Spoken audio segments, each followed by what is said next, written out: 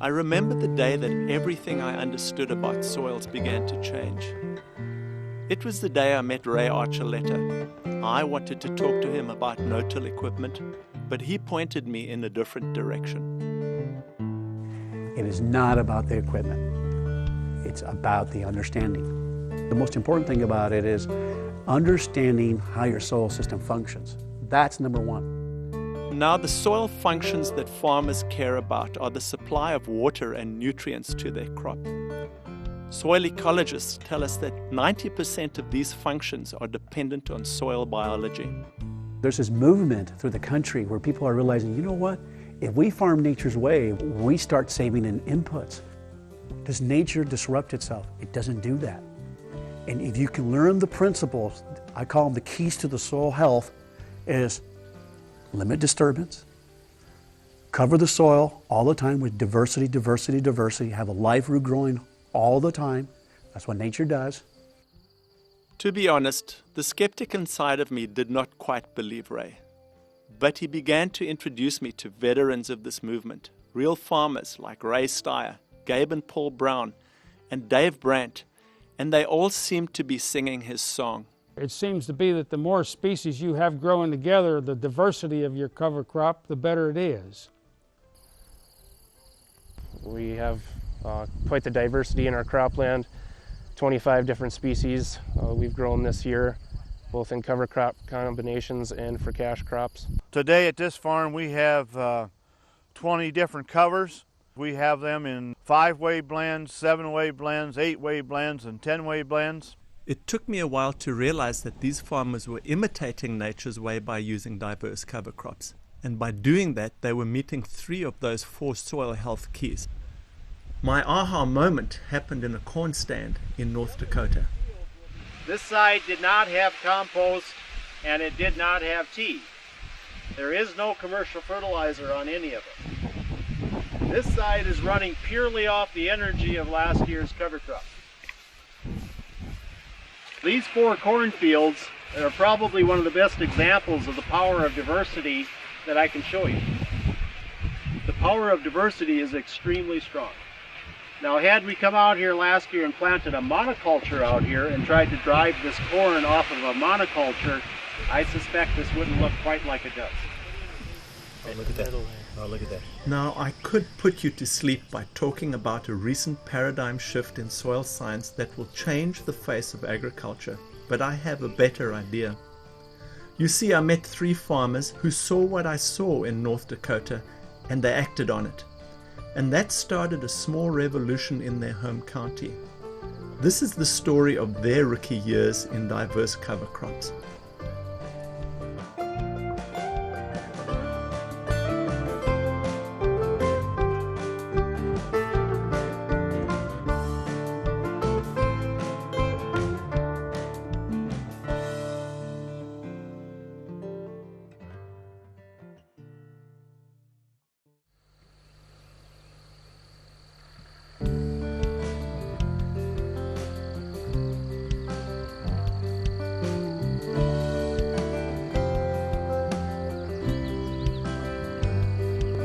My name's Nathan Louder. I'm the district conservationist here in Stanley, Montgomery County, and also have a farming interest in the county also where we have beef cows and row crop production. I'm Curtis Furr. I'm from Stanley County, North Carolina. John Pickler of Long Creek Farms. We grow corn, soybeans, cotton. My biggest crop's the cotton. I have summers an 850 acre range of cotton. We raise a lot of corn for hunting purposes. Possibly this year may grow some popcorn. It's been since the late 60s, early 70s we've been no-tilling here. Actually, my farm is a complete no-till system. Don't use any type of incorporation. We've been no-tilling neighborhood of 35 years. We like no-tilling. It saves us a lot of time. We can get over the ground faster. We feel that's the way to go. You know, we got to conserve every bit of moisture because we don't never know when the dry spell's going to hit us. And all our acres are dry land acres, no irrigation.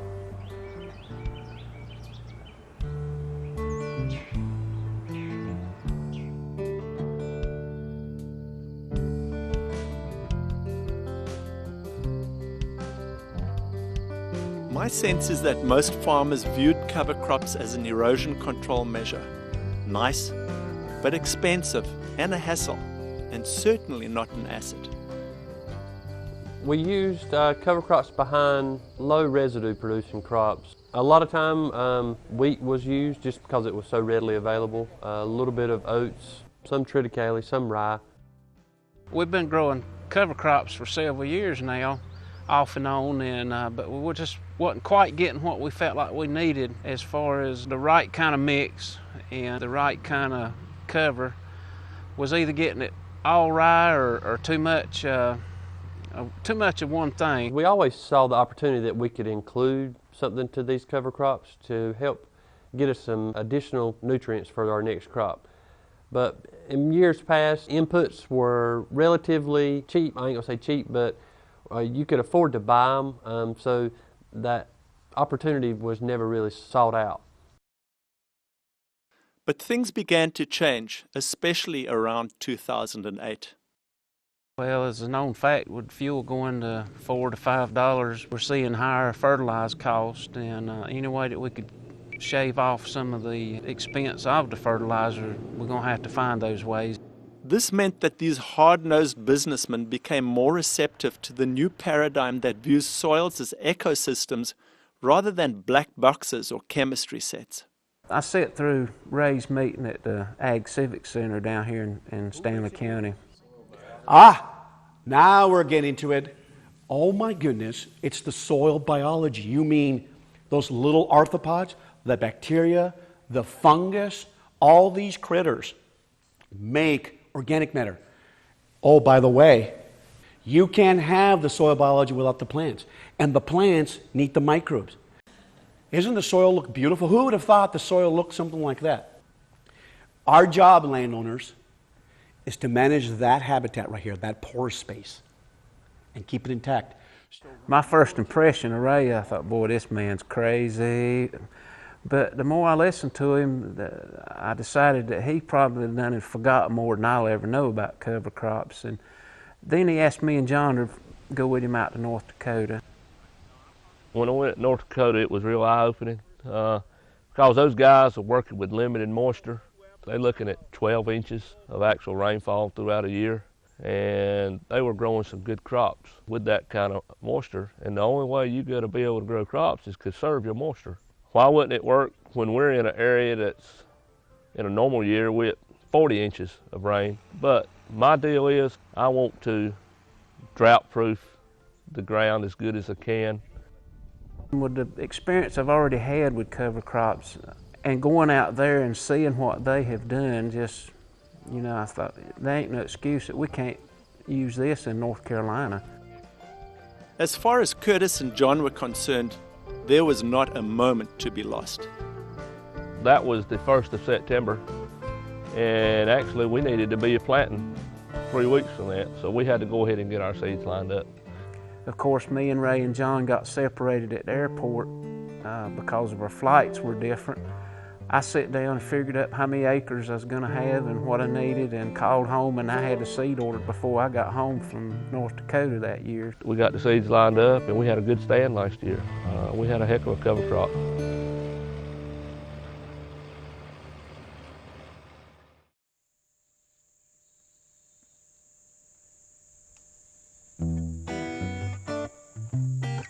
The seeds they lined up with the typical species you'd find in a standard cool season cocktail for the southeast. We had some rye, hairy vetch, crimson clover, purple top turnips, daikon radishes, winter peas. Gosh, we had a lot of cover last year. Of course, that's not the only mix. Farmers across the country have become very creative in the way they introduce diversity into their land based on their resource needs, the season, and the crop rotation. Now, when it comes to planting cover crops, I'm going to go with the advice that Dave Brandt gives to his fellow farmers. I think sometimes we tend to worry too much about it. You know, I think we try to be too professional because we're trying to worry about corn and beans and making sure everything's right. The opinion I have on cover crops is if you got good weather and decent soil conditions, just get it out there It seems to grow whether it comes out of an airplane or a spinner spreader or of a drill or a planter. So I guess there's no magic formula, just get it done and get it out there. In our situation, we've actually broadcast these cover crops just using a traditional 3-point hitch spreader and have been successful in doing that on smaller scale in our operation. The first year we did it, we used John's sprayer and sprayed and used a spin spreader, but for some reason we got a streaks in it. We're not sure what happened there, but in the fall of 2011, we defoliated the cotton with one sprayer and then took the boom off the other and put a pendulum back and forth motion spreader on, and that seemed to work great. We decided this fall we did not broadcast. We put 800 acres in the ground this year with the drill.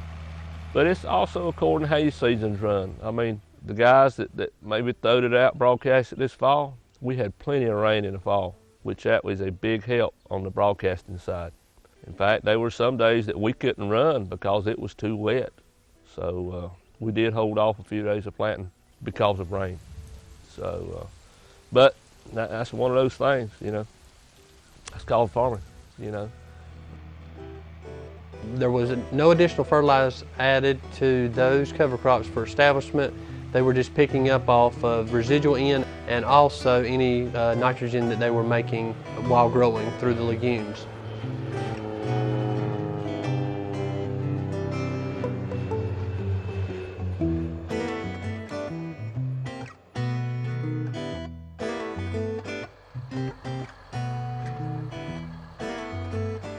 Establishing these early and then terminating them late in the growing season, usually when other producers have already planted their crops, allows the rye to get very, very tall, usually 6 feet or higher. So we saw I ain't gonna say a problem, but we saw a challenge as far as planting into that residue being so big. But we adapted, overcame, and have been successful with that. Last year was the first year that we actually rolled any cover crops down, but we saw the benefits of what you could do if you rolled it completely down. I let the rye get to soft dough stage, so as soon as it was snapped, it was terminated. But since we were not using a roller crimper, then we would have to use a herbicide to burn down the legumes. When we were doing the wheat cover crops, we didn't have to worry about rolling it. You know, we would just plant right into it. This rye is a different animal. You've got so much more biomass there. You've got to get it to the ground, and it's a lot easier as far as being able to see to plant. I would think it would be easier as far as the colders and row cleaners to cut in it with it standing. I'll be honest, our cover crop was so tall last year, we could not have planted in it if we hadn't rolled it down. The timing of the burn down application differs for Nathan, John and Curtis. Their reasons are both practical and a matter of preference. For example, Nathan's sprayer is too small to get over the top, so he has to spray once it's rolled. As far as sprayer, we didn't have any trouble getting over the top of it. We have a high clearance sprayer. We were putting more water down in there, and we were running higher pressure. And we actually slowed up some too. We slowed up, higher water pressure, and more water to blow it down in it. And I would terminate these crops probably about 2 to 3 days in front of the roller. We can get a better kill with the crops while they're still standing. Curtis just likes to get it done all at once. We took advantage of some of the equipment that we had on the farm that we've been using when we tilled the soil. Just like this color packer here, we're using it to roll rye and cover crop down, and we're spraying as we go behind it. And then we had this roller hard that we hadn't used in years. We drug it out of the weeds and just put it behind the color packer. And we actually double rolling and crimping it as we go. And it's breaking the rye up in pieces. We're saving one trip with a spray truck or sprayer and actually doing 2 jobs at one time. And it's worked out real great for us.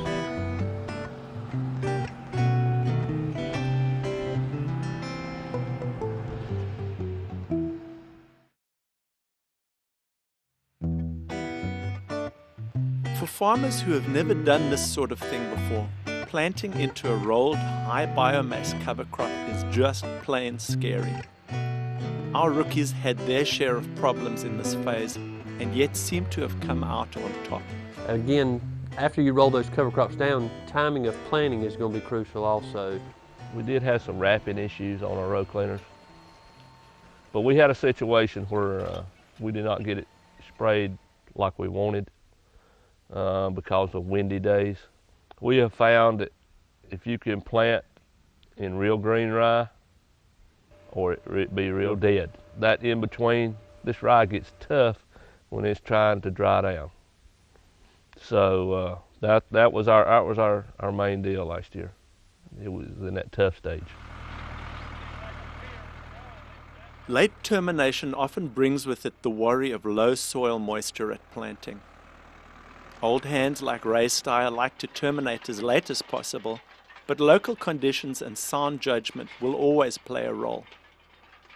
It's just like this. I would love to see, after we terminate and lay it down, I'd love to see a good rain on it. That's good to add that soil moisture back there. When you lay that mat on top of it, you won't be disturbing your moisture again. We love to plant right after rain, yeah. And as always, there's the talk of equipment. Again, there was no secret formula. We didn't make any major adjustments to our planter other than just keeping everything in tune, keeping coulters updated as needed. We did add a little bit of weight to our planter to make sure you could cut through the residue. It's just a no-till coulter, double disc opener, and cast iron closing wheels. I think one key thing there is keeping good sharp coulters on the planter. You may not get but half the life out of them, but getting a good stand is worth the difference there. Keeping them sharp and then keeping good, a close eye on your row cleaners, keeping them at the right depth. And the ones I got, just pull a pin and you can adjust them real easy. And you might also want to ask whether they were always able to cut through that mat. We did have some issues last year. Our problems was on the turn rows where we would come out and try to cross where the roller had laid it the other way. Biggest thing, you want to follow that roller as close as possible as far as going with the way your rye is been laid down.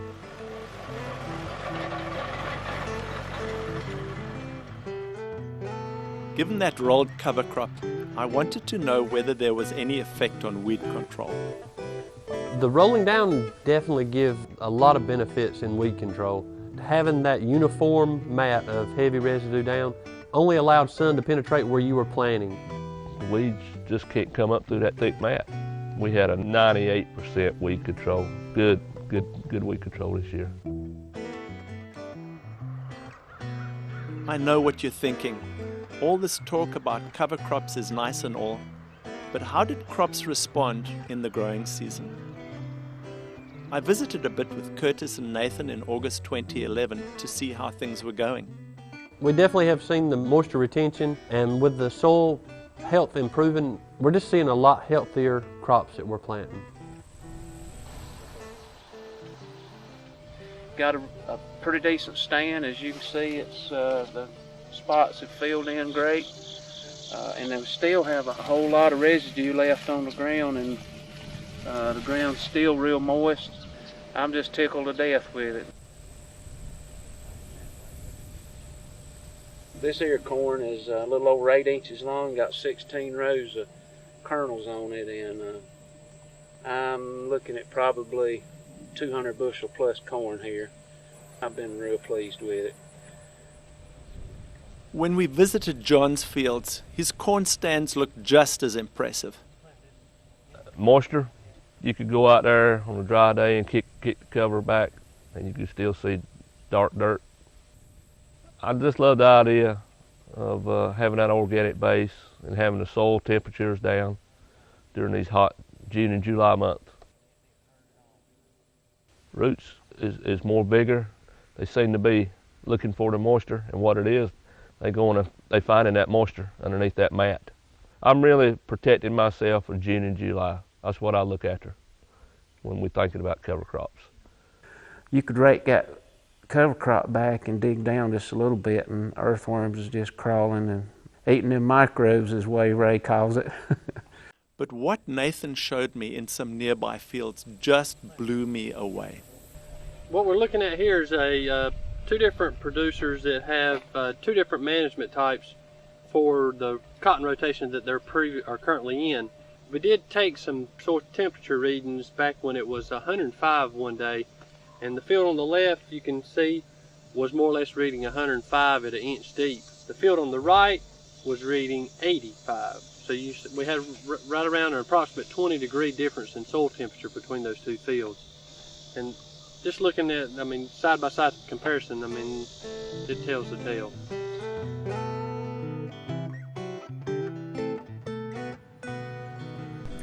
There's an old management adage that says if you cannot measure it, you cannot manage it. Ultimately, it's the yield that provides us with the verdict for the cover crops. Our first year that we did the cover crops, we saw a small yield increase. Typical corn yields were 120 to 150 bushel corn. That year we were seeing where we had the cover crops 170, 180 bushel corn in comparison to where we had the 150 right beside it. Yields this year on dryland corn was we averaged 145 bushels.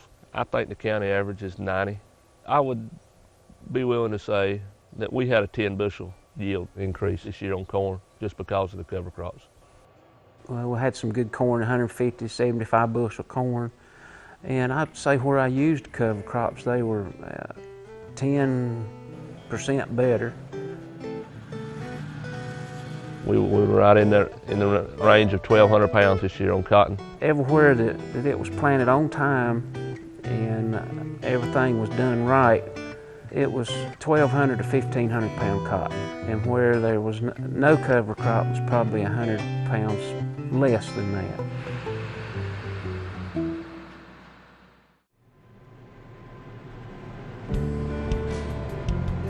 If you're making a living on farming, you have to ask yourself, can I afford to do this? Is there a benefit both now and in the future? Well, it seems like the seed cost is high, but if you put a pencil to it and what you're eventually going to get out of it is cheap. Well, if you could take $7 corn, cover crops doubled what it cost us to put in. It made us money. With corn at $6.50 to $7, you know, you got cotton in the 90 to $1 a pound range. You cannot afford to leave anything on the table as far as trying to make your biggest returns. And I don't know of a bigger return there is than soil moisture. You reap what you sow. It takes money to make money. And these crops that we're putting out this year or last year, that's going to work down into the soil, and it's going to be with us for a long time. I could just see lots of benefits that could come down the road from this, other than just a one-year deal.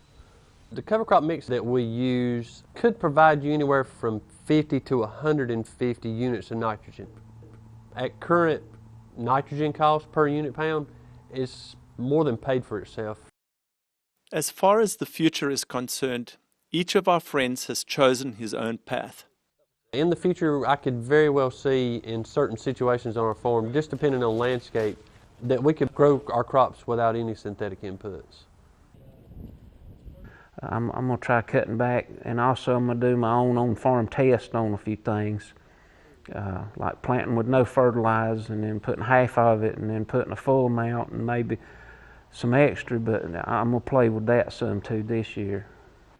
We're so young into this program. I think before we start backing off on nutrients, we need to at least 3 to 4 years. I would say probably down the road, we're going to cut nutrients back probably a third, maybe a half. But are these expectations realistic? Let's visit again with the guys who have been committed to this for a while. The last 7 years, we've reduced our fertilizer costs by as much as 75%, and I'm really hoping that in the next 2 years I can learn to reduce it to 0. I haven't used any nitrogen on my corn since 1996. We've cut our fertilizer by 90% and our herbicide use by 75%. And we have not reached a plateau yet. I don't believe that anyone knows where the plateau is, and we think that we're just going to keep pushing the system forward and see where it takes us from here.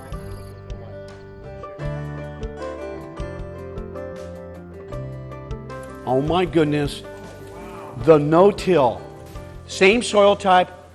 Why did that happen?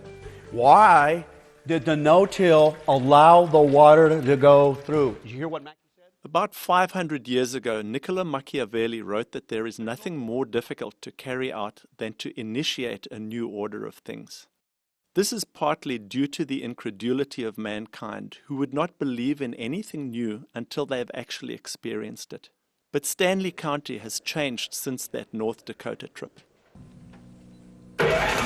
But coming home, and people, my neighbors, they thought, that poor boy has lost his mind. He don't know what he's going to lose his butt and have auction sale this next fall. But it's worked out. They got an open mind to it now instead of turning their backs to it and say, oh, he's lost his mind. And I've had a lot of people call me and wanting to know what I'm doing, how I'm doing it, and if it pays off. And I've tried to be as honest as I could with everybody and tell them, yeah, it's worked good for me. In Stanley County, we're starting to see more and more producers adopt the use of the cover crop mixes. As we have more and more field days, more and more outreach trainings, more producers are becoming aware of it, whether they see it or hear it from me, hopefully see it or hear it from their neighbor. It makes me feel good to actually know that we've addressed the resource and are doing good things to help conserve it.